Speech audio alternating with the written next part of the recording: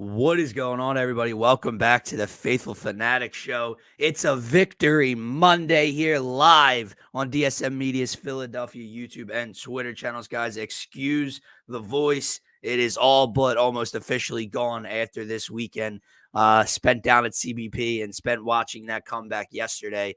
Do yourself a favor, do us a favor. Make sure to smash that follow button on all social media platforms. And then do yourself a favor, check out the YouTube channel specifically if you want to be involved in the conversation. It's the best and only spot to get your thoughts, comments, and questions pulled up here on the screen with us and talk with us. I'm one half your host, Dylan Davis. To my right, my faithful co-host, Scotty. The Phillies come from behind multiple times in an instant classic, taking game 2 back from the New York Mets, heading to Queens, 1-1. And I know that sounds like the Mets did their job. They beat us in game 1.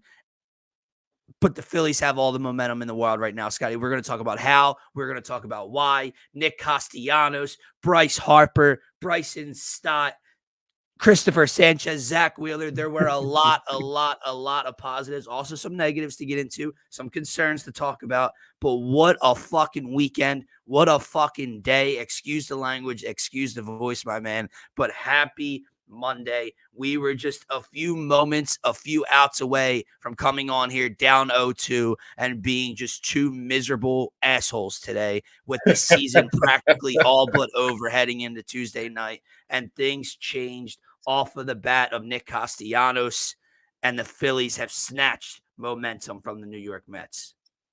Yeah, man. Happy Victory Monday. It's funny, everything you said there. I do totally agree with you. It's just funny where we were at. What was it? Maybe the 5th inning, 6th inning last night. Man.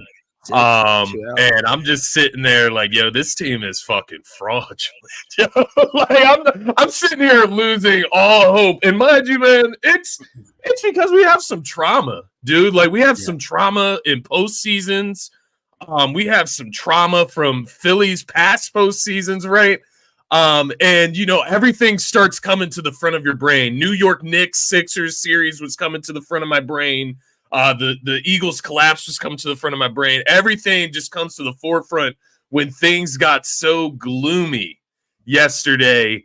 And man, I mean, it was quite a turnaround, I think you can say.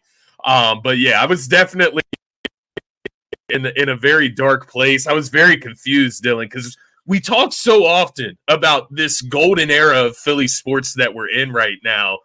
And yesterday, all I could think was like, God, man, like we're in this golden era, but all I can feel is heartbreak each and every postseason. It's not every year. It's multiple times a year in each postseason. I have to feel this way. So luckily, we're not here doing that today. I'm feeling a lot better. I'm feeling a lot more hope, a lot more belief in this Phillies team. And yeah, like Abe said, man, we're back just like that. Like, just like that. Blink of an eye. Just like that. Like with the snap of a finger, I'm back in because I was, man. I'm not going to sit here and lie to everybody. You can go on my Twitter or on my X profile. You can see my tweets from yesterday.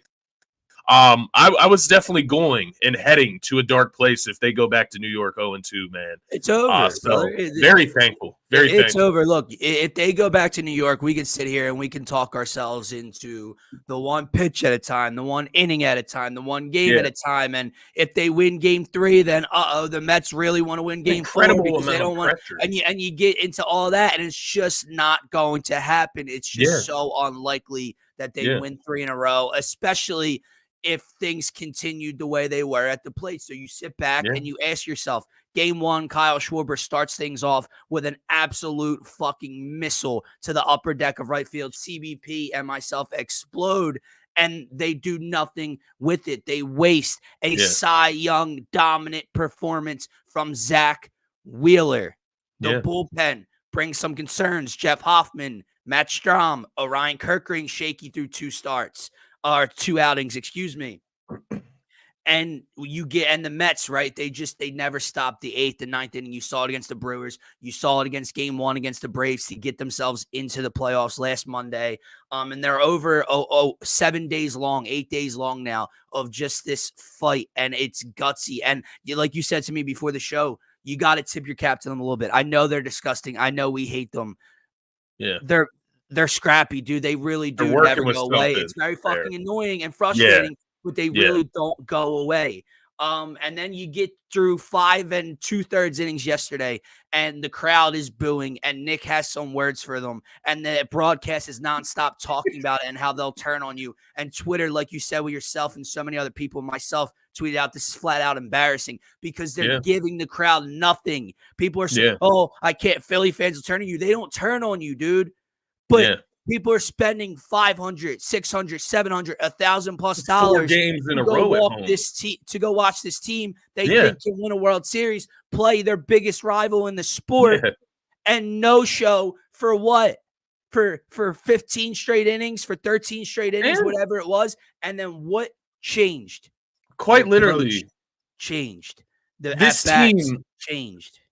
Was operating with no fire. Like you said, it was literally that Bryce Harper smash, like lit the fire. And mind you, I'm not saying nobody on the team was playing with fire because Sanchez was out there lighting it up. Wheeler the day before was out there lighting it up. The pitching staff, the starting pitching staff had the fire. They started these games amazingly. Bryce Harper, you could see it from the beginning of this game. I want to be clear. Yeah. You could see the look in his eyes from the beginning of the game. They had that bullshit. What was that? Maybe I'm wrong here. Was that the bullshit strikeout? That was at the beginning of this game, right? At the top of the zone? Yeah, it was his first at the top of the zone, right? Yeah. And you saw in his face that he didn't say top of the zone. It wasn't in the zone. It wasn't a strike. Yeah, it wasn't in the zone at all. No. It shouldn't have been a strikeout. You could see his face in that. He's locked in, though. He wasn't going to overreact. He knew he was going to get some more at-bats, and he brought the fire. He brought this team to life, man. And I'll throw it to Castellanos, who you could say saved the season. Bryson Stott, you could say saved the season. These guys stepped up at the right time, man. But, yeah, let's get into it for real here. But, man, just to speak holistically about the win itself and the end to the weekend, it's what they needed. It's what they needed. It's what they had to do. And it does bring back that belief and that hope that this team can get where they need to get to because bats were against the wall yesterday. Yeah. I don't know that obviously you're going to be in New York. If you go down in New York, right, and you're playing from behind there, the pressure's going to mount up. But will you get more pressure than what you were facing yesterday where the bats just couldn't get anything? You had the oh my God, what's his name slipping out of my mind? Severino. Is that am I saying the right name? Yeah. New York Mets pitcher yesterday. You had him out there dancing after he gets Schwarber out at the first base plate. Things were getting really low, man. And to step up in that moment obviously started with Bryce, but everybody behind him followed outside of like Alec Bohm, man. He looks lost. Yeah, but outside of him. Everybody else followed, man, and it reinstills that faith, that belief, because I just don't know that pressure can build up to that extent unless you get to game 4 and you're down in New York, and maybe the pressure builds up there because you're facing elimination in your face. But outside of that, in this series, it's not going to get more intense, more tight than what that was yesterday, and they showed up, man.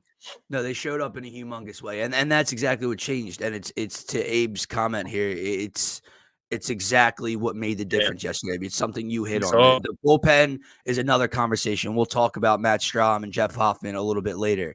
But when it comes to the starting pitcher, when it comes to your ace and Zach Wheeler, when it comes to Christopher Sanchez, and I know he allowed a 2-run home run, and it put the Phillies in a kind of an early hole. I think that was the 3rd inning when Vientos hit it out.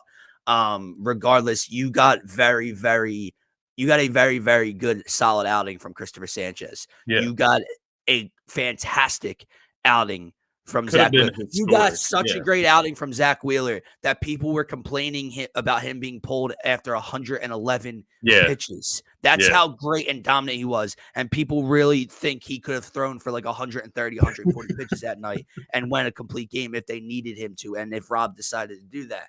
But they gave the crowd nothing at the plate, Scotty. Yeah. And then you mentioned it with 2 outs, and this is what changes. You go through the first 5 innings, and I know the broadcast hinted at it, and I know that broadcast, AJ Przinsky, Adam Wainwright, there's something else, man. They're not the best. They're not the greatest, but they were talking about it. 10 pitches, 14 pitches, 12 pitches. They're chasing. And this is part of the problem.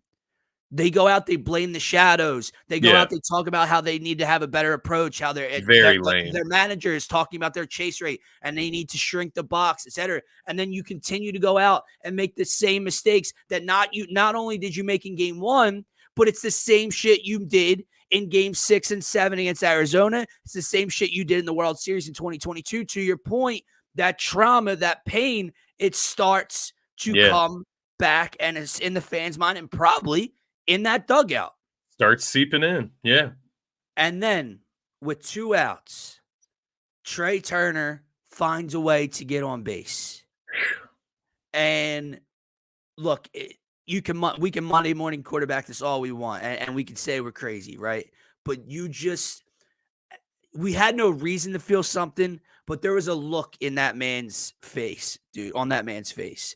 And he just wasn't going to make an out there. And not only does he not make an out, he injects life back into the entire city, back into that ballpark. And the game changed like that. Even if Costi doesn't go back-to-back 2 pitches later, that game changes right there. But then Nick Castellanos, after having some words and an exchange with the fan base, after being booed, again, man, he was like, what?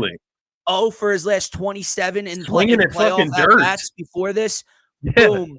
Sends one into left field. No doubt about it. Knew it once it left his barrel.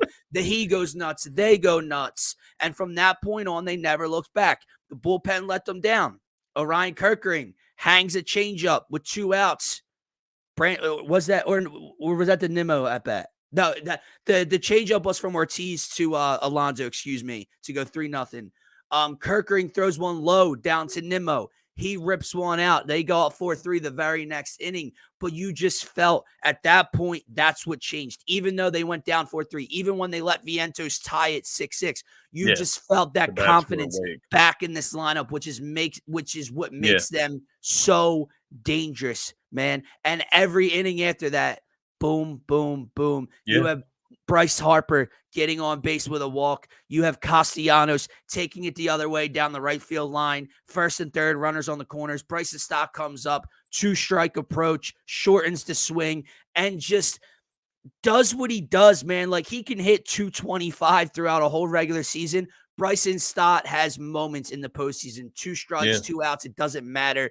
He sends 2 home with a triple. JT puts 1 in play, makes Vientos have to try to make a play.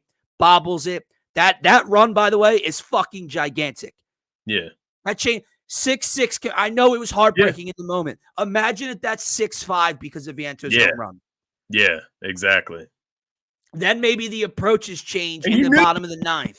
You needed the 2. You knew you needed the 2 after you went up. You knew you needed to be ahead by at least 2 because, like Abe said, this Mets team is scrappy, man. They're going to grind it out. They're going to take you to the wall. You have to be prepared, right? Like, you have to be on your toes the entire 9-inning stretch. So, no, I completely agree. That run was huge just to give you the confidence, right? Because going down versus being tied is a lot different, obviously. And I just got to ask you, man. Was there anybody, and by the way, brother, this is from being at CBP game 1, which of course I go to game 1 and not game 2. I texted Mark Henry that, like, of course. But regardless, I got some stories for you guys later on the show. It was a pretty fucking. It's so Philly to lose game 1. Yeah. When you're coming home, you know what I mean? It's just so Philly to do that in the first place. Because in the past, we haven't had home field like this in the NLDS. We've had to go to Atlanta the last 2 years, and now we go to Atlanta and win game 1. Yeah, exactly. Come back home and lose. But I want to ask you, man, was there, I know it's Bryce, right? And in theory, that's the guy at the plate. That's the guy that's going to do it. But was there anyone else supposed to be at the plate in the bottom of the 9th than Nick Castellanos? Was there anyone else for that moment? 4 walk-off hits in the regular season, the most in the majors all year long. Yeah. He's part of the spark plug that ignited this comeback in the first place. And that's what was so big about the bottom 9th. No one really talks about it, man. That Trey Wall, that's with 2 outs. So think about this. Vientos ties it 6-6. Hayes, Schwarber go down. We're looking like we're going to extra innings. I don't know who was warming up in the pen. Was it Hoffman? I'm not sure. Here we go. No ghost runners on second. We got to grind out a win. And Turner's able to get on base. And you just knew the same thing you knew with Bryce in the 6th, but even more so, even more magnified now. Bryce wasn't going to make an out. He almost won the fucking game, first of all. I mean, he put one out to this far. Out to right? Yeah, yeah, out to this right. far past the line. Yeah. But he works a walk. And at that point, man, there was just, again, I'm not going to sit here and we knew, no, we were shitting our pants, borderline having a heart attack during all of this. But you just felt that confidence about this lineup that we hadn't felt for the last, 15 innings before all this? 14 innings before all this? Was the Casty game winner, was that on 2 strikes or am I tripping there? I think it might have been, dude. 1 or 2. I can't remember. I think it was, I don't know. It might have been 2. I remember him swinging at air in the first swing, and I was like, oh, shit. Yeah. But I mean, honestly, it doesn't matter what his other at-bats look like. It doesn't matter what the first swing of the at-bat at hand looks like. That's the thing with Castellanos, is that he is so, like, volatile in a sense of it can happen at any moment. He could look like he's at the bottom of the barrel right now and can't touch anything. And then all of a sudden he's hot in a clutch moment, man. It's funny because I know in the past, and I don't know that we made the connection directly here, but I know we've like compared him to Tobias Harris before, and you can stop. We stayed away from that shit. We stayed away from it, but I have seen it on Twitter. Yes, it was a big conversation. Not even close. Not even close, man. Honestly, not even close.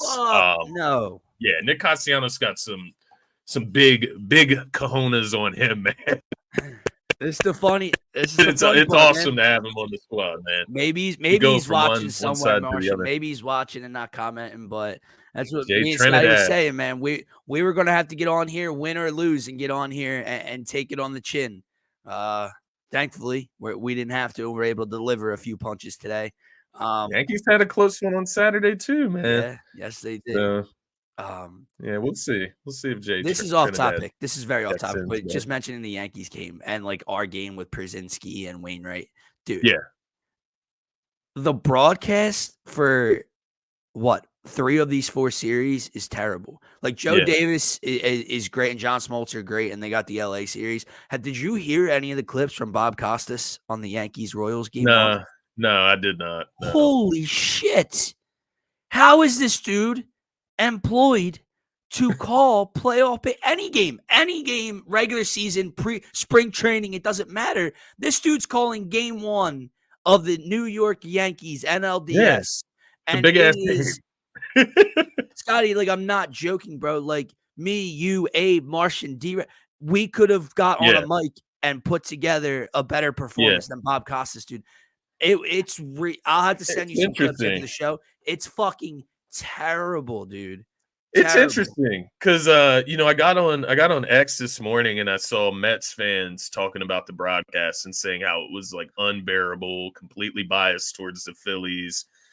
And I'm sitting there listening to it myself, and I'm like, what? Like, I'm seeing it the complete opposite in a sense. So the conclusion I came to is that the commentating overall is just bad. And you only care about the commentating being bad in that said game when your team is losing. So when you're winning, it's like the commentating being bad doesn't matter as much. But I did notice how bad it was, even with us winning in that game, with the excitement in the game. They were horrible, honestly.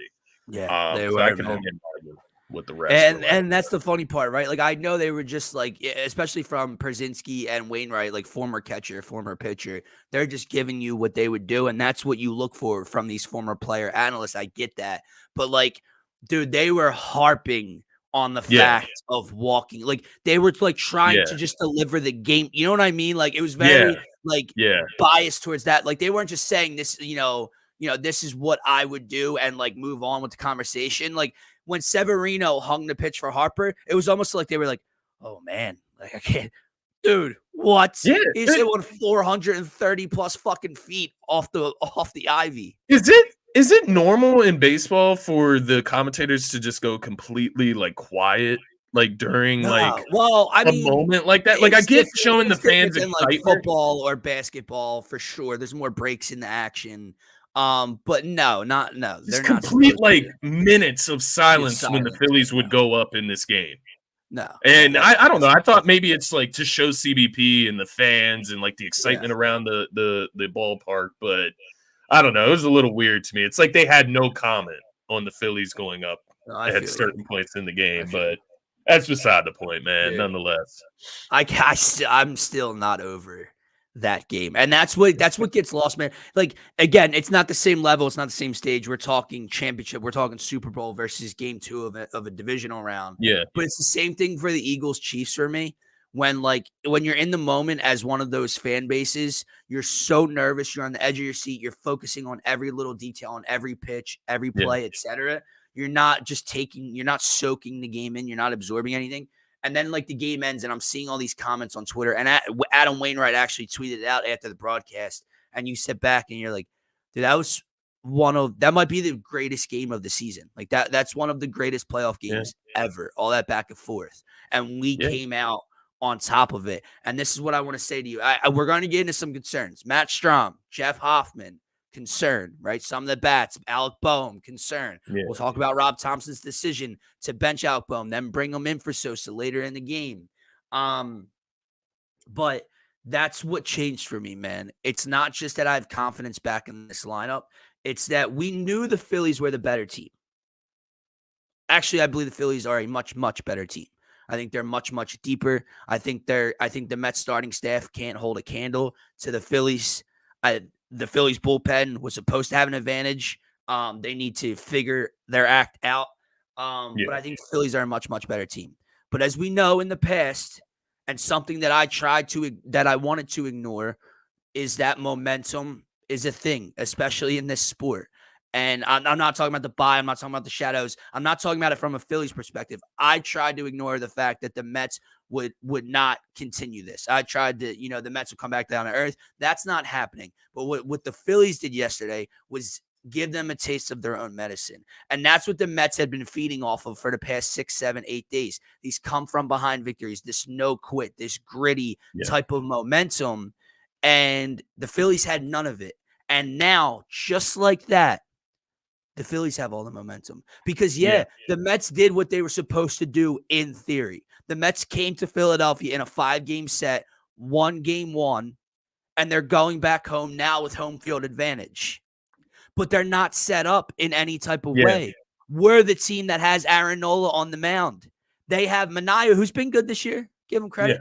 But Sean Manaea and a bullpen that they can't quite figure out and they have no real order to, and that's been worked over the last week plus. They have no plan. They're not set up in a great position, and the Phillies now have taken that momentum into New York from them. I agree, man. And something, as you were talking through, it popped in my head, and I didn't want to lose it there. The fact that they got to Edwin Diaz, I think, is huge going forward, man. The fact that you crushed him. Like, you crushed him in his time out there on the pitch. And I think that's going to be huge moving forward. Obviously, he's the guy that they lean on to close games in most situations. He's going to be nervous when he goes out there. The confidence is going to go down a little bit to quite and that's a bit, my right? point from Mendoza's That's huge, hand, man, or lack thereof. Were you seriously trying to get 7 outs from Edwin Diaz? Right. Was like I don't know if they were planning to throw him in the 9th. Like, he didn't get through the 8th. I don't know if they were planning to get him out into the 9th again. Yeah. But the broadcast I didn't see the bullpen. It they made it seem like Mendoza's plan was to get 7 outs from Edwin Diaz. Dude, he was at 25 pitches with 1 out in the 8th inning. Were you expecting him to throw 50 pitches in this game? And that didn't work. That's my point. They have no setup. They have no command. McGill, he started games. He's been starting games for them. And I talk to you about this all the time. Getting those last 3 outs is different, man. Yeah. It is. I know in a World Series, right? Let's say it's a closeout game. Maybe Zach Wheeler, didn't make the start, and you're up 1, and you want to bring Zach Wheeler in for the last 3 outs. But it takes a special kind of guy. The Scherzer did it with the Nationals back in 2018, 2019 when they won their World Series. It's the top aces might be able to do that. Ty McGill? He's going to go from starter to close out on the road at Citizens Bank Park, and he had no idea. Listen, I know he got the first 2 outs. I'm overreacting to he had no idea. But again, it's not even getting the last 3 outs. Getting that final out. What couldn't he do? Yeah. Walk Turner, walk Harper, yeah. hangs one to Castellanos with over 30 pitches thrown. There's a difference in it, man, and they have no plan right now. The Phillies are even though the Mets came in and did what they were supposed to do, what they wanted to do, steal one on the road and swing home field, it does matter how and just how you win or lose ball games. And that's losing that game in that fashion with the Phillies better set up than you moving forward is a problem for New York. Yeah. Let me ask you this. Do you think that the Phillies got New York's best shot? Like their best. I'd like to fucking hope so, man. Like what would be their best game in this series? Yeah. Like they scored 6 runs in each game, right? So maybe I don't know. What would you look at as I guess obviously the better performance is game 1. They won that game, but when you look at their bats in their lineup specifically, I don't know which game you would call better. In a sense, right? This like game was better for them, right? Because in game 1 they had the explosion, but they scored 0 through 7 innings, got to the 8th, and mind you, all the again, props to them, and it's small ball, and that's how you win games. They're showing the Mets they had no doubles, they had no home runs, the Mets only had singles in game 1. Yeah. I think they had 7 or 8 singles and scored 6 runs in the top of the 8th inning. That's crazy. You know what I mean? So that just they got to Hoffman and Strahm, right? Credit them. Yesterday, that was the fight. That was some of the power. But man, I know the kid's good. Mark Vientos. I mean, listen, do I agree with Strahm throwing up there again? No, because the more you go up there, the more he's going to hunt it, the more he's going to look for it. Yeah, that ball was at his fucking throat. And he got around on it and hit it 390 feet almost. That's fucking absurd, dude. So, is Mark Vientos going to continue that? Lindor, who's great, he's an MVP candidate. He's right up there with Ohtani in the National League. But it's not like Lindor's been silent. And, Lindor's got, 4 or 5 hits through the first 2 games of this series. So, it's not like, oh, he's been quiet and they're 1-1 and he's going to come to life soon. No, he's been great. Alonso got another home run yesterday in the postseason. So, you've gotten some of their a couple big hooks from them. Yeah. And whereas the Phillies have not played a complete game yet. Yesterday they woke up in the 6th inning, right? Like the 5th or 6th inning yesterday, the bats finally wake up. So put it this way, Scotty. The Phillies have basically, I know we were winning 1-0 into the 8th, but that's chalk to me. The Phillies have basically won about 3 innings in this series. I know that they were winning for 7 innings in game 1. That a 1-0 lead is not going to last. No. So, think about that. They've won about 3 or 4 innings out of 18, realistically, and it's 1-1. Yeah, I'll take that all fucking day. I'll take that with Aaron Nola on the mound. Also, by the way, we'll get into Topper. Carlos Estevez was lights out yesterday. Yeah. Topper needs to figure out what he wants to do with the back end of this pool. I'm not complaining about Topper. He's throwing his best guys. Jeff Hoffman, Orion Kerkering, Matt Strahm, they've been his guys all year long. It's not his fault that they can't go out there and get the job done. Now, what did you want him to do?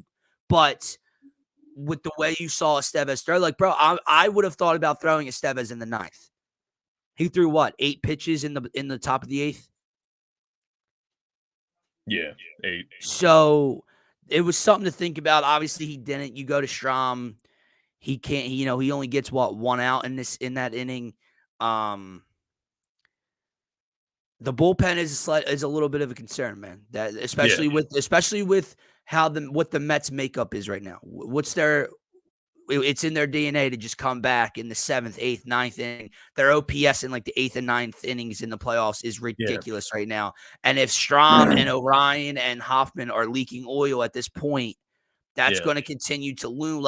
Okay, what if Nola goes out there and gives you 6 innings, 2 hits, or 2 earned, and we're winning 3-2, or it's tied 2-2, or whatever? And now we're getting into Hoffman and into Strom territory on the road with that crowd. Yeah, you're gonna be worried when that happens.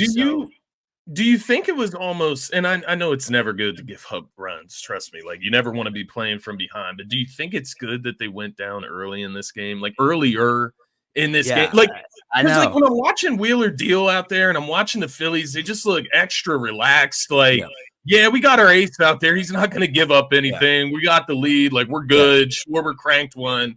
And it was almost like they were just chilling because they know Wheeler is in like just a subconscious way. It was like a kick in the ass that you needed to do something. You got to catch up. It took much longer than we were hoping. Right? Yeah. They were down 2-0 from the third inning on, and then it was 3-0 in the fifth inning, and it's like, it took with 2 outs in the bottom of the sixth to get anything going. But to your point, no, is it ever good? Do you ever want to be down 3-0 through 5 innings? No, absolutely not. But from what they did in game one, like you said, they got that home run. The crowd was on their side. Wheeler shoving, and it's like, I'm not saying they were doing it on purpose. But they were chasing. They were striking out at some. They weren't playing smart baseball. And it's like, well, 1 run's going to be enough today. And it's not. Yeah. And then it's like, to your point, maybe yesterday, what if Sanchez gives you 5 scoreless and it's 0-0 in the 6th and in the 7th? And then Vientos hits a 2-run home run in the 8th or 7th. Well, now it's too little too late. So subconsciously could have helped out the bats a little bit. But I agree. I think we want to hope that the bullpen is a strong suit, but in reality, what's going to win this team a World Series is strong outings from your starters and the offense being. I texted you after the Mets went up. What did they go up 4-3 after we tied it 3-3? Yes, is that what it was? Nimmo hit the line drive home run. And I texted you. I said, well, the good news is the Phillies lineup should be able to score more than 5 runs. It's the same thing we say about the Eagles offense. When they're struggling, it's like the Eagles should fall into 4 touchdowns a game, right? That's the same thing with the Phillies. Like, they should fall in to 4 or 5 runs a game easily with this lineup. So anything less than that is a little disappointing. And so when you see the Mets go up 4-3, it shouldn't be the end of the world. And it wasn't. And that should let us know, right? And you have to hope going forward. I know, Martian. That's my bad for bringing up to you. They're on a bye week, man. We don't have to talk about them. Not anymore. But no, that's the hope going forward, is that the bats did wake up. They looked like they woke up. You just have to keep that going in New York. But I do feel you. I do think there is something to it. I just don't think in the sense that it's just going to be easy now, right? It was never going to be easy. No. It's going to be an absolute war. It's going to be a scrappy fight. And, I know what I said obviously it's going to have to go 5, I would imagine, for the Phillies to win this series. They're going to have to come back to the bank in game 5. Yeah. And win an elimination game. I think that's what it's going to come down to mostly here. But what is the bullpen, is that your number one concern moving forward, or would you say somebody on the bat side? So it is the bullpen. No, look, obviously, if the bats don't wake up the way they did, or maybe if it was just Bryce or Costi that lifted them in this game, but other, so many others struggled, you could pinpoint. Dude, it was Bryce, it was Trey in this one, it was Schwarber in game 1, it was Costi, it was Stott. Like, a majority of this lineup has been very, very good through. You know what I mean? A piece of the ball, especially once things turned around. The starting pitching, no fucking complaints in that department so far. Yeah. Obviously Aaron Nola going on the road. That lineup with as hot as it's been, Nola has to go deal. But yeah, it's the bullpen. But to Darius's point, look, this is the tweet, and this is the quote from JT Realmuto. I don't know that it's right. But he says, a couple of us were saying after the game, we can breathe now. For whatever reason, it felt a little tense, a little tight coming into the series. We just weren't really ourselves in the box. I feel now we can just let loose and play our brand of baseball.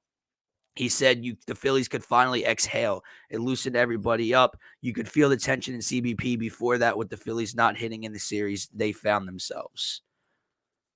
For whatever reason, the bye, the rivalry, the losing game 6 and 7 of last year, carrying into this year at TBP, the expectations, for whatever reason, if this lineup was tight, if these guys were uncomfortable, they figured it out, and that's all they need moving forward, man. So yeah, it is there's no reason to 1,000%. be It that is tight 1,000% moving the forward. bullpen. Yeah. Orion Kirkering, like he gets the first 2 outs, strikeouts, and then leaves that one to Nimmo. Strom is a concern right now. He's forcing things. He's not locating. Hoffman is a question mark. So they need to wake up. They just have to be better, right? Like that's at the end of the day, they just have to be better moving forward. Yeah. So amen. Hope that they figured something out on their Dude, end. I watched story time for you guys. Game 1, although obviously a miserable ending to this one, and the game they lose. But I was lucky enough and fortunate enough to link up with Abe and K-Lot and have a few Coors Lights with them and the wife. Was hanging out for a bit and then went our separate ways in the game. But apparently he wasn't the only one with Mets fans in his section, which is weird because when you look around the stadium, like even being there or yesterday on television, you're not seeing it, right? You're not seeing any sea of orange and blue or you're not seeing any of it. It's 90% Phillies fans, and it really was. But somehow, some way, my section, they were right to the left of me. They were behind me. They were behind me and to the right. They were upper in my section, a couple rows up, and we had a couple not altercations-esque. Well, my boy Abe met my boy Tim. Tim got punched. Not in the neck, in like chest and back area as a Mets fan was being escorted out. And then another kid who was a problem the whole game. His buddies weren't a problem at all, dude. His buddies were normal dudes. They would cheer when the Mets did something, but that was it. This dude was just a problem. Between innings, would start random shit, would get in people's faces if the Mets did anything, etc. So people were giving it back. He didn't like it, right? So it gets to a point where the Mets start to explode in the 8th. And no one said anything to him. He kept going, and the usher had come down and said something to him. I don't know what he said back, but it ends up with security coming. And then two actual cops come, and they tell him he's got to go, and he's not leaving. He won't get up. So they go and they get him out of this chair, and he's the seat next to the steps. And this dude flops onto the concrete, onto the stairs, and like starts like acting like he's convulsing on the stairs. Like the cops, like they sit like acting like they threw him on the ground. So the cops are just like staring at him, like, what is this dude doing? And then he starts like looking around, and he starts to get up, and then the cops grab him and just boom, carried his ass right out of CBP, bro. So it was hilarious. My buddy that got hit. Apparently, Mets fans don't like being called scumbags after they spill their beer on a little girl in front of them.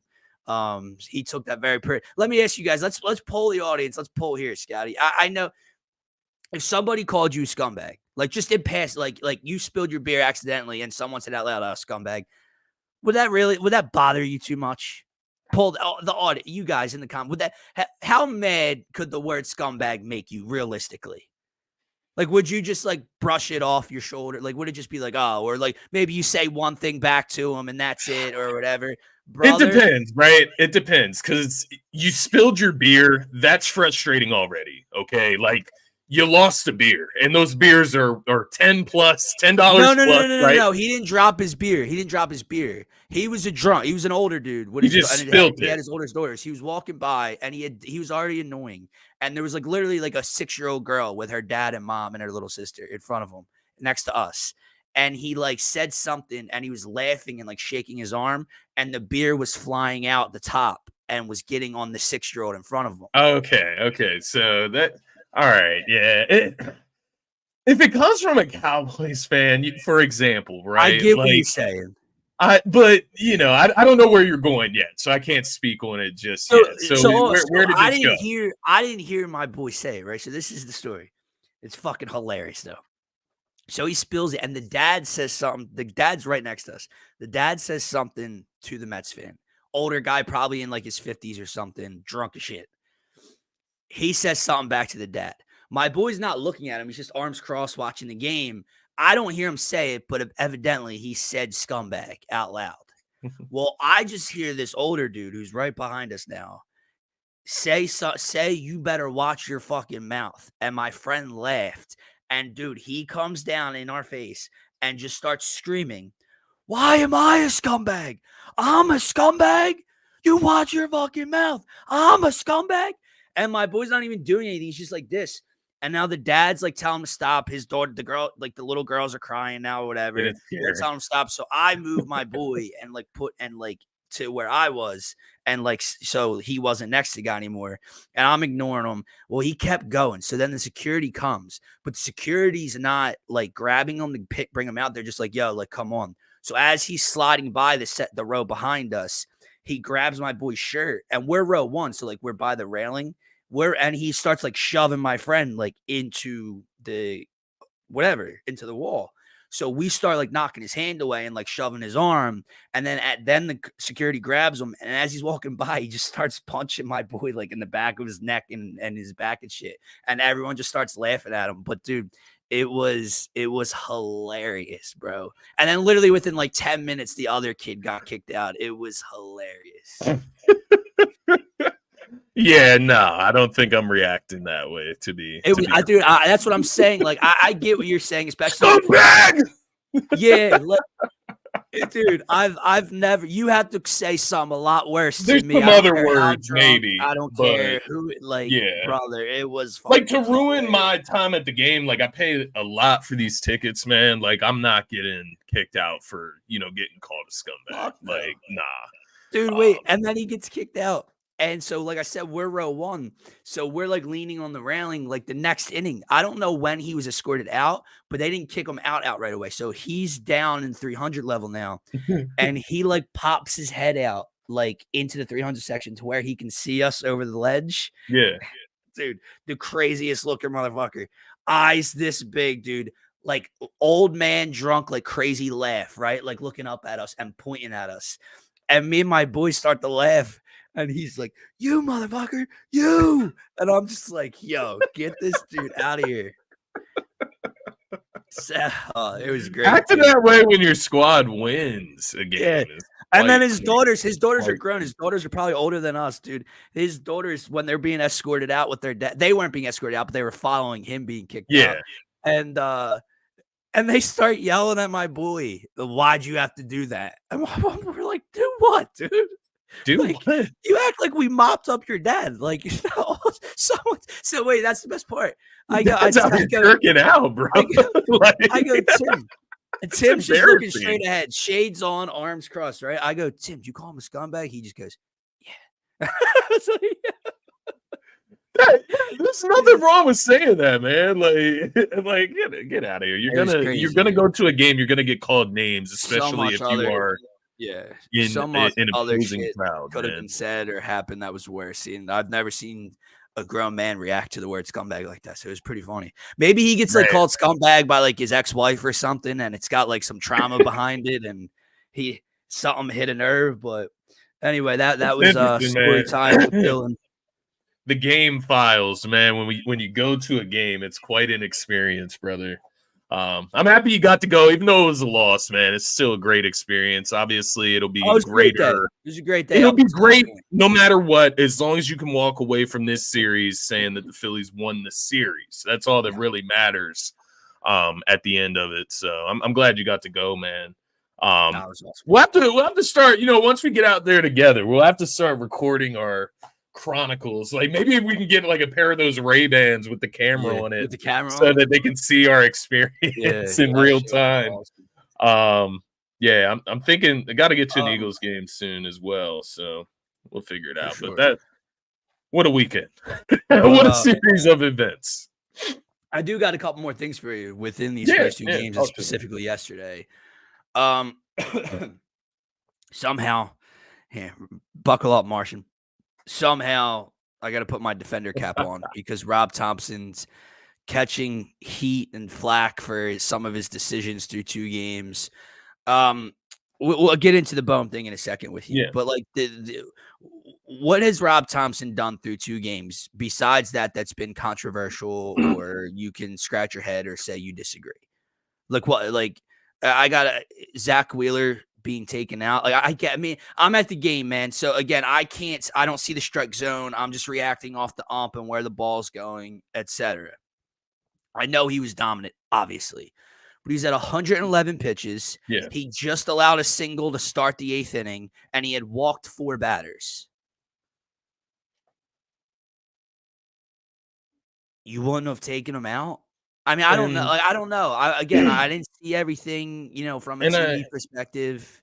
With that decision specifically, I think when you look at it in game, like maybe you can get a little upset with the way Wheeler was looking, the way he was dealing, but you also have to look at the score and see that it's 1-0 right now. Yeah. The bats haven't shown any real signs of waking up in this game. Specifically, you're hoping to get through the next however many outs, right, without giving up any runs. You just want to get out of that game with a W at that point. I mean, and the thing with Wheeler is you're looking at a 1-0 score right here. If things go south in this game, right, and you max out Wheeler's arm in this game, what happens if you go back to CBP in game 5 and you need to start from Wheeler?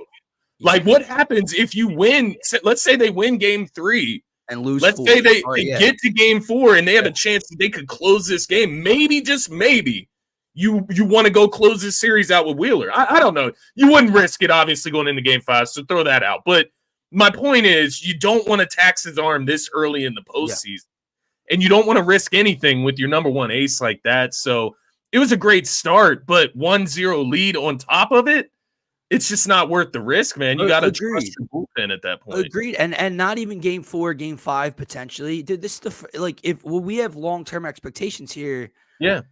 What was he supposed to throw? 135 pitches in game 1 of the NLDS to maybe win the bullpen looks better. And, if you're up 3-0, 4-0, right? If the bullpen, if the all-stars, they were legitimate all-stars this year that he's relied on for 162 games, if they go out and players perform, no one's questioning the poll. It's because Jeff Hoffman gets rocked and Matt Strahm can't locate and gets rocked, and they can't put batters away down 0-2 and 1-2 in every at-bat. People start to question it. I agree with Abe. I don't think it was that controversial, like, at all. Yeah, like, I don't 111 pitches in the 8th inning with a runner on. It's not like he was throwing a no-hitter. He had 4 walks. Like, clearly, like, a little. He never walks 4 guys. Something was a little off. And I mean, he started this game. He was throwing some max heat. I mean, he was hitting like 98 on some of those pitches, man.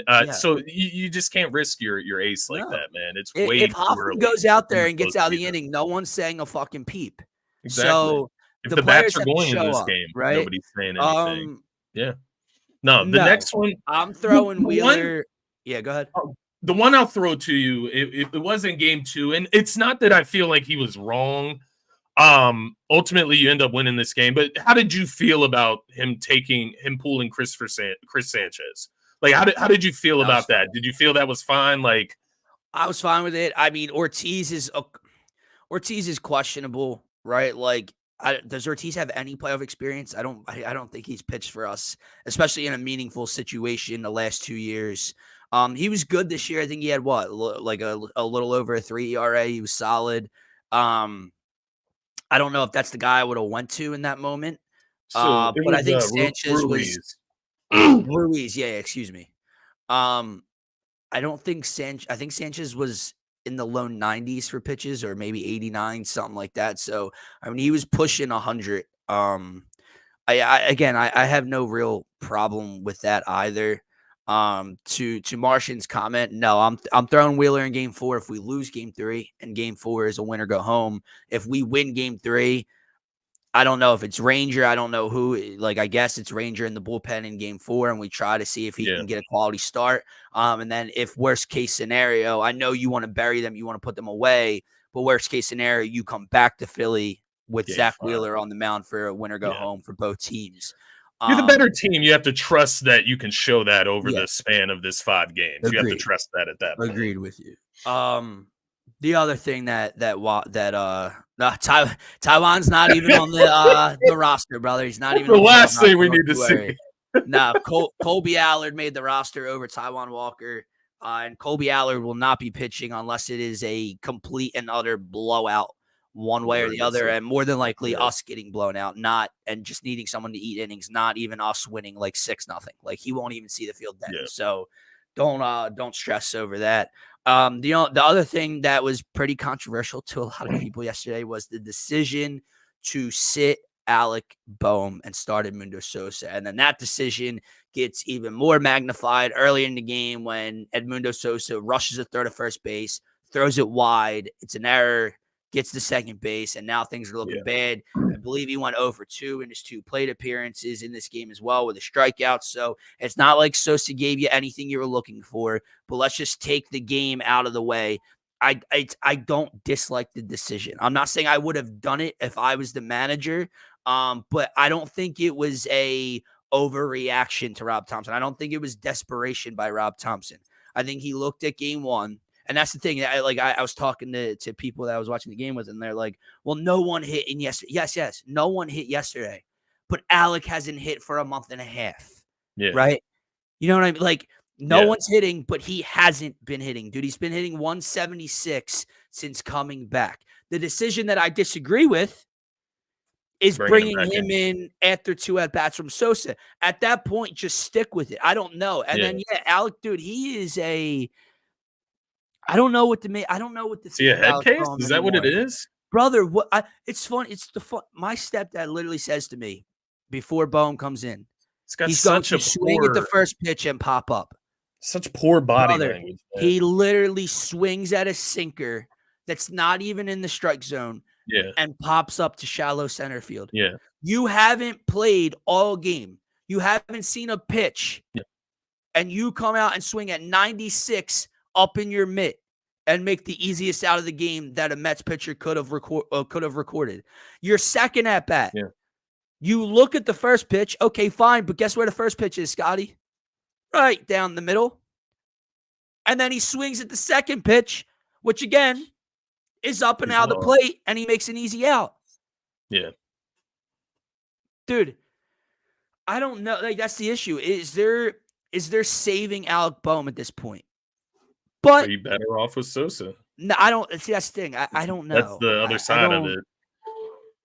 I don't know. At least with Boehm, you can hope that he figures it out at some point, and maybe it's the point. The other thing, right? The other question and decision people were mentioning was Cody Clemens.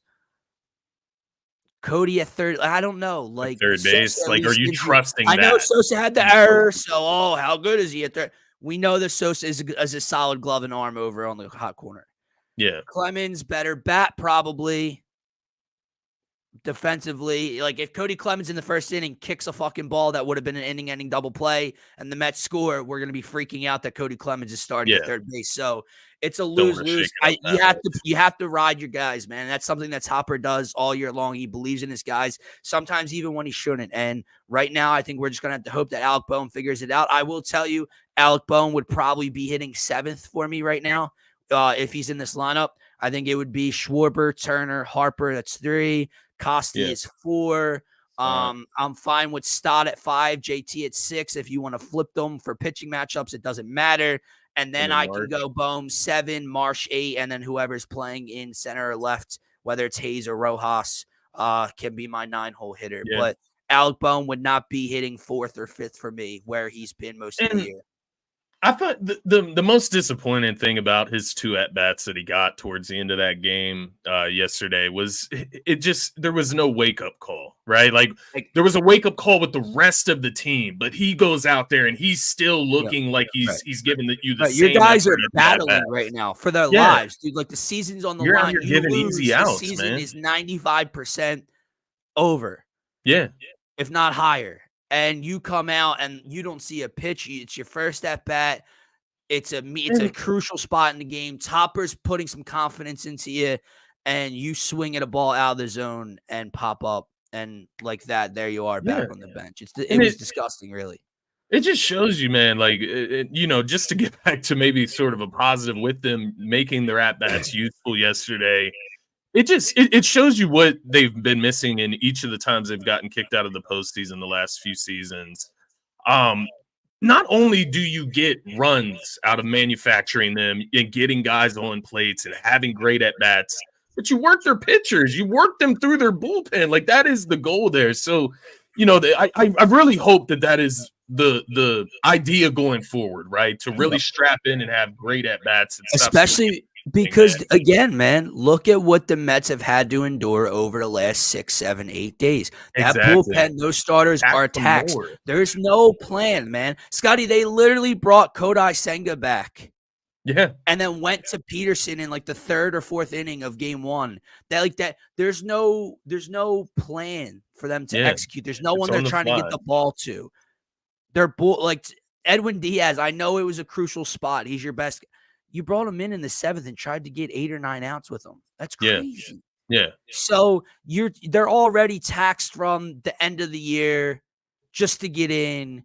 Then the first round game, they're the only team that goes all 3 games in the wild card. They have to come from behind down 2 late in the 9th against the Brewers. They do it. Game 1, they throw Senga for 3 innings. Peterson, there's no rhythm. There's no plan. Severino's thrown. Now you go to Manaea. They need Manaea to get into the 6th inning for them. And the last time Sean Manaea faced the Philadelphia Phillies in the postseason was 2022. And you'll remember the game quite well, because it's the game that Bailey Falter started for us in game 4 of the NLCS with the Padres. And we went down 4-0 immediately. And it's the game. It's the Bryce Harper, this is my fucking house game, where we ended up scoring like 9 or 10 runs. Manaea got fucking rocked when he came into this one. I know it's at home. It's not a CVP. 2 years ago, he's been pretty good this year. I get that. There's an opportunity to rattle Sean Manaea's cage early in this game. So it's going to be, oh man, I can't believe it. It is a Nola legacy game too, man. It is. Yeah. It really is. Well, think about it.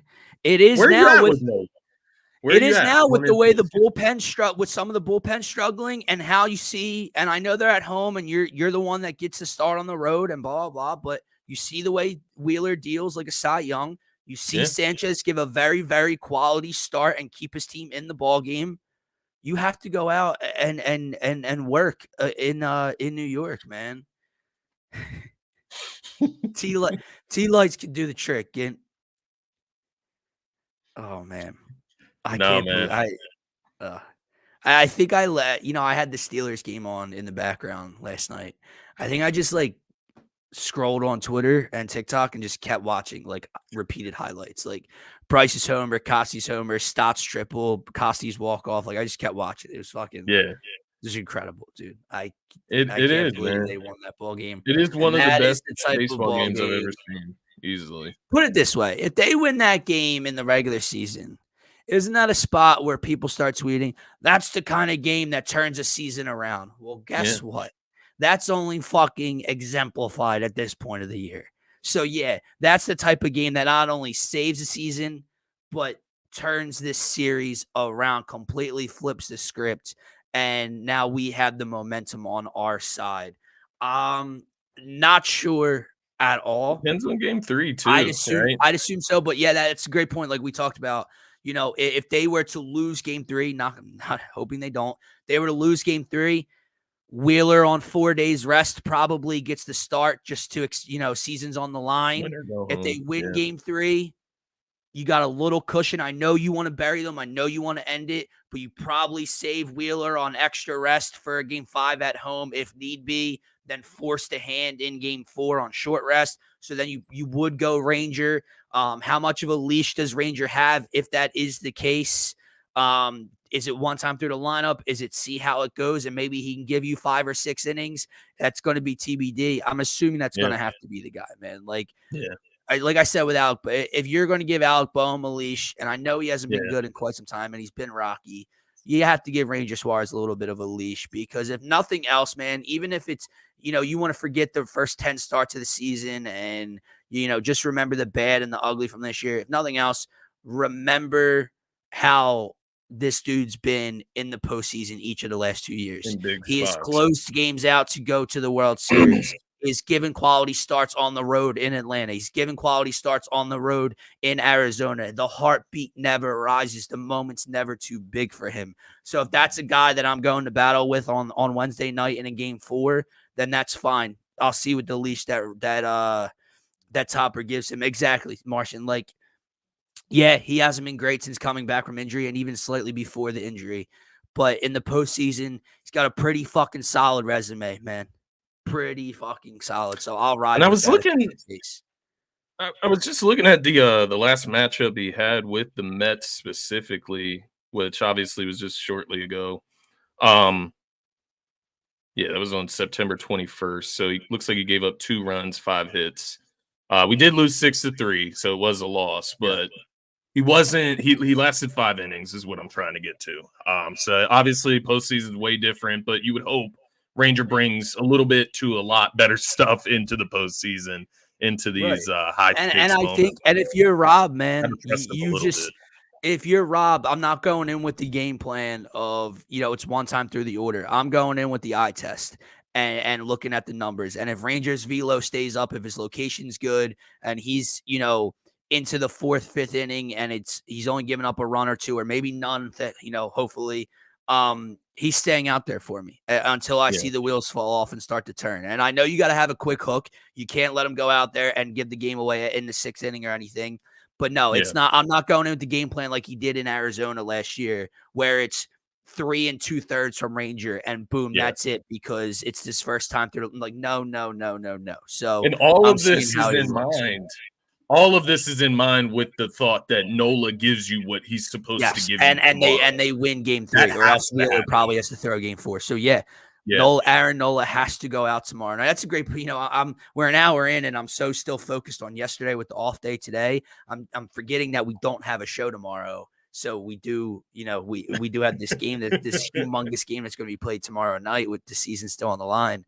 Aaron Nola has to shove, man. Like he has to. Yeah. Can Nola get into late into the 6th or into the 7th? Can Nola give you 6? Can Nola give you 6 1/3, 6 2/3, maybe 2 earned runs or something? He needs to show up, dude. He really does. I'm just looking. I wanted to see his last outing against the Mets, which you don't want to put too much stock into it, but 4.1 innings pitched, 6 hits, 6 runs. So that's not a good one to reflect on. Looks like we gave up 11 in that loss, 11-3. No, in that one, yeah. Not a good one to look into, but once again, regular season isn't going to have too much of an impact there. It's just good. So he only faced the Mets twice this year. The last start was in September. Like you said, he did give up 6 earned and 4 1/3. Apparently on 5/14, he went a complete game, no runs, 4 hits, 8 strikeouts. Interesting. In fact, good. He's had bad, and it was at New York. Interesting. And I did hear that. Like, I don't have the stats to go with that. I was listening to the radio when I was taking my wife to work this morning, and I did hear that he has had some good outings against the Mets in New York specifically. Yes. So I just have to hope that keeps comfortability to it, man. If the bats come out tomorrow and are looking similar to what they did 6th inning and on yesterday, it's going to take a ton of pressure off of Aaron Nola. You get some early runs, you go up 3-0, 3-1, 4-1, something like that early on in this game. It's going to take a ton of pressure off of Aaron Nola and the bullpen once they do decide that once Topper does decide you have to dig into that. So it once again always comes back to the bats in a sense, right? Like as you go on inning by inning, if you have a 1-0 lead or if it's 0-0, that pressure just continues to mount up. It requires Nola to continue delivering and keeping that score at 0 or as low as possible. So the bats come out, they give you some confidence early on, man. It takes a ton of stress off of everyone. Yeah. I'm sitting here and I'm thinking about how this game played out yesterday, and the two major catalysts obviously were Bryce and Nick. Yeah. And it's like, I know it's silly, but it's like, to me, it's a little bit of stars aligning in the sense that when Nick Castellanos was brought here with Kyle Schwarber, this is how the lineup was constructed, and this was the hope. What was the order of that lineup, Scotty? It was Bryce Harper hitting third. There's Nick Castellanos batting cleanup behind him with that power, with that extra base hit ability, et cetera, that protection for Bryce Harper. And over the last 2.5 years of 3 years of Nick Castellanos, that hasn't quite played out. Nick has hit anywhere from 4, 5, 6, 7th in this lineup. And he's had moments and he's had struggles. And now all of a sudden, Alec Boehm, who's been the cleanup hitter for a lot of this year, is struggling. And Topper gives him the day off. And Nick hits cleanup. And the Mets are clearly trying not to go after Bryce too much. They did it in game 1. They didn't want to give in to Bryce. They had no one back behind him to protect him. Yesterday, they get Bryce early. And now all of a sudden, Nick Castellanos, the reason he's here, he's batting cleanup behind Bryce Harper, and him and Bryce Harper go absolutely fucking berserk and save the season together. That video after Stott's triple of Bryce already up and then Nick like sliding into home, getting up, spinning and going nuts. Those two are going to continue to catapult this team. There's a feeling about them. There's an energy about them. There's an energy back in the city that was lost for double-digit innings because the bats were silent and they were wasting great starting pitching. And it's like all of that is gone. All the momentum is back on their side. All the energy, all the life is on their side. Yes, the Mets did what they wanted to do by winning one in Philadelphia, but that is not how they wanted to head back to New York. You gave Philly belief. You gave Philly hope. Philly dangled a 2-0 series lead right in front of you. They dangled that little carrot. You kept coming back. Mark Vientos with the game of his fucking life. And it still wasn't good enough. Guess why? Because this lineup is too motherfucking good. And this is what Dave Dombrowski constructed, and it's going to be the reason that this fairy tale ride continues into the postseason, man. Get me to tomorrow night, Scotty. Jesus Christ, I know. Man. I wish they played tonight, honestly. I can't even say nighttime. 5:08 first pitch on Tuesday and Wednesday, and then depending on other series, we could be playing at 5:08 on Friday as well. So stupid. But whatever, man. We'll see how the shadows look at Citi Field. But the juice is loose. The juice is back. Can we get a Trey Turner game? Can we get one of those? Yeah. Listen, I will say this. Trey was incredibly solid yesterday. He was solid. Wasn't anything explosive. Still swinging at first pitches. Still swinging at that ball at low and away. That off-speed pitch. 2 hits. The walk in the 9th to get Bryce up, which then gets Costi up to win the game, scores the game-winning run. Trey was solid yesterday. The long balls, the extra base hits, the speed, it's going to start to come for the Phillies, man. So let's fucking go, man. We got Sixers at home versus a fucking team from New Zealand, the New Zealand Breakers. Is that who we got tonight? I think Ben Simmons is starting for him. Who's your standout star tonight, Scotty? Who's going to step up for the Sixers to win this one? Man, I imagine it's going to be the young guys, right? They're going to get a lot of run. Maybe Ricky Council with all that energy. See if I can watch some Jared McCain tonight. Some Jared McCain. That's what I was going to say. A guy that can get into the rotation this season. So, hey, he got the nod from Joel Embiid, which is huge. Embiid doesn't give anybody credit unless they deserve it, man. That is true, man. The vibes are incredibly high. Flyers season opener is coming as well, man. Friday night. By the way, who the fuck designed the Flyers schedule? Who put this together? If you guys don't know, let me just throw out to you. Yeah, talk to me. What the start of their season looks like. So it starts this Friday night. And I know you're saying, potentially game 5 of the Phillies. What are we going to do? Have no fear. The Flyers play at 10 o'clock. Not only do they play at 10 o'clock in Vancouver, on Saturday night, back-to-back to open the season, they play in Calgary at 10 o'clock. And then on Tuesday, they play in Edmonton at 10 o'clock. And then on Thursday, the 17th, they play in Seattle at 10 o'clock. The first 4 fucking games for the Flyers are at 10 p.m. They don't want us to watch. Who did this? I'll be watching though. Friday night sounds like a good one. Late night. I won't have anything else there, right? The Phillies will just get done. Well, it depends. Let me slow my roll there. Friday. Maybe it's a game 5 if needed, but yeah, the late night Friday games that could work for me. Marcia wants that New Zealand Breakers game talk getting in, man. We still have how many days do we have till opening night versus the Bucks? It's towards the end of October. It's like the 20-something, right? Let me just take a look here. So the Bucks, yeah. I know it's over October 2 weeks. 23rd, Wednesday. 16 days away. So yeah, 16 days of preseason basketball before we get into some real stuff, man. We got time. We'll get into predictions. We'll get into all. I got a fucking playoff series. I won't calm down, Marshall. I won't calm down. We got Not a today, great brother. Guardians, Yankees. Let me just. It's a great time in Philly sports again, thanks to Sunday's result. That is true. That is true. Let me just. It was looking very grim.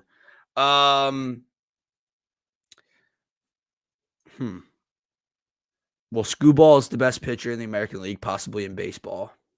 So I don't love the Guardians today. However, getting them at plus money at home is kind of interesting. And then the Yankees. Not going to lie to you, D-Rab. Not in love with either team. I'm not saying they won't win. But Ragans is a monster, and Rodon can get rocked by this Royals lineup possibly, and especially at minus 150, that's way too overpriced. I don't know that I can bet against Scooble. I don't think I would take the Guardians, but again, getting the home team at plus 110 when the Tigers' offense is nothing special. That's the only reason they're interesting, because even if Screwball gives them 7 shutout, this game could be 1-0 or 0-0, whatever, and then the Guardians can bring it home late. But the Yankees I don't love. And by the way, I'm rooting for the Royals anyway, so maybe that's where I look to go. Fair enough, yeah. What was that one guy's name? I know Martian put it in the comments. He didn't show up today. Trinidad, Jay Trinidad. Jay Trinidad. Yeah. Looking for Where's him, he man. at, man? Because, it's interesting. He's going to wait until Wednesday. He wants to see if the Yankees can go up 2-0 first. We want to see that. Yeah. And then he's going to see maybe the Mets are up 2-1 and we're in New York and now it's their time. And we'll see, too much good energy to come into the show today and troll. All right. He wouldn't have been able to defeat us. Can't rain on my parade today, brother. Not looking for the battle, though. Come back. Not even this voice or yesterday's hangover could rain on this fucking parade. Let's go, Come back in the chat. We're looking for you, Jay Trinidad. Yeah, we are. But just a little programming note for you guys. Scotty, new job. Yeah. We're still going to be live Mondays and Wednesday mornings. Wednesday show, not till November though, right? Not till starting till November. Yeah, November. I mean, the first week of November, I'm going to Virginia, so I'll be busy that week. I don't know what. So November, starting November, we will still be the morning show Mondays and Fridays. Yeah. Scotty will be home from work on those days, but on Wednesdays we're going to be doing a nighttime edition. Yeah, like an evening 5:30 evening edition of the show. So stay locked in for that. It's the voice, man. It's the voice. Man. My man's in the gym. He's good. And like we said, we got the Sixers right around the corner. Phillies trying to make a World Series run. The Eagles coming back from a bye. The Flyers start on Friday night. We're going to be doing some more segmented type of shows for you guys. Throw your opinions out there, whatever you guys would like to see. I know Martian wants more Sixers. I get it.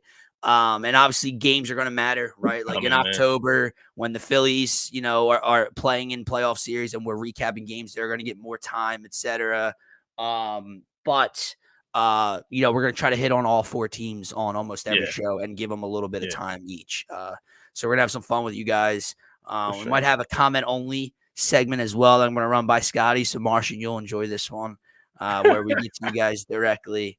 Give you guys some more time in the show. Yeah. Make you part of it. Yeah, but that's what we love. So stay tuned for that. Phillies back in action tomorrow. Eagles back in action this weekend. Flyers start their season Friday, and the Sixers are just over 2 weeks away from starting. So, like Scotty said, it's a great time. It's a joyous time back in Philly sports right now. Let's hope that continues for more than just 48 hours this time, and the Phillies can continue this. Got the Eagles back this Sunday, too. too. Baby. Oh, boy. All right, guys. Let's get you guys on out of here and start your Mondays off on the right foot. Go Phils. We'll be talking to you guys on Wednesday morning. Peace out. Peace, everybody.